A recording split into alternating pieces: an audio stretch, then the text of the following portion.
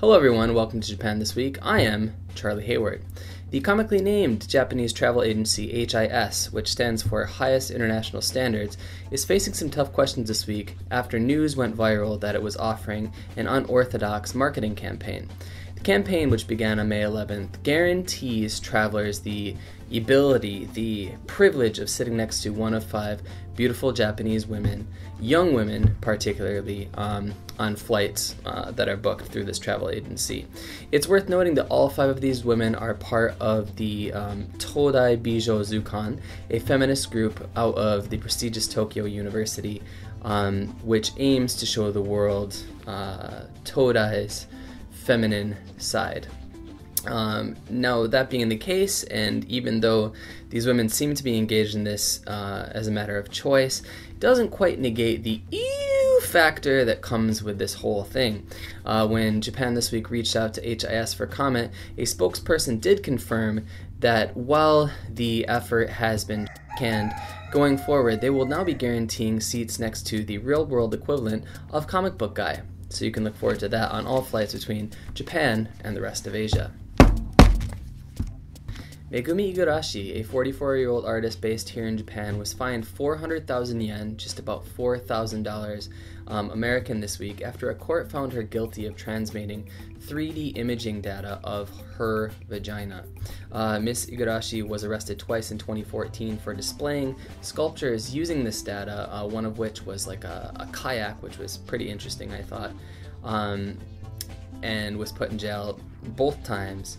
The artist and her art were found to be clear for the sculptures themselves in this case, after her defense argued that this is just art, and while it features quote-unquote obscene images, it is art and should be covered under the protections that are extended to other sorts of art. However, transmitting quote obscene data is what earned her this $4,000 slap on the wrist, although that seems to be a light way to put it.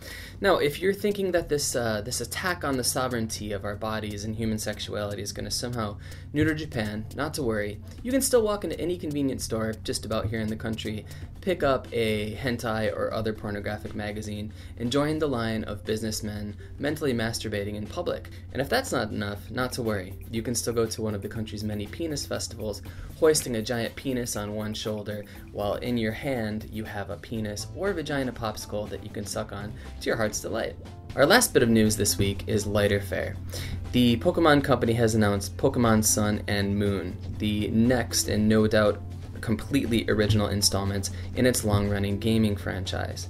The game will launch on November 18, 2016, and will see a horde of new beastly gladiators, all of whom will be 100% original without any signs of waning creativity. Now, the internet exploded this week following the news, taking to platforms like Twitter to voice both their support and distaste for the new starter creatures, including Litten, a fire cat, Poplio, a clown-faced seal, and the best of the bunch, I'm just saying, Rowlet, a flying grass-type Pokemon who, if you don't choose, you're absolutely insane. This has been Japan This Week.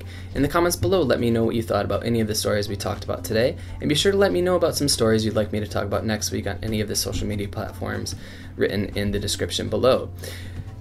That said, also be sure to let me know which of the 3 new starter Pokemon you'll be starting your game with when you pick up your copies of Pokemon Sun and Moon this fall, and I'll be sure to offer my unsolicited, unfiltered, and completely venomous opinion, because this is the internet, in response to your choice. Thanks always for watching, guys. We'll see you next week. Cheers. A friend of mine recently asked me how wabi-sabi sabae, my little blip of Western Japan, is. Wabi-sabi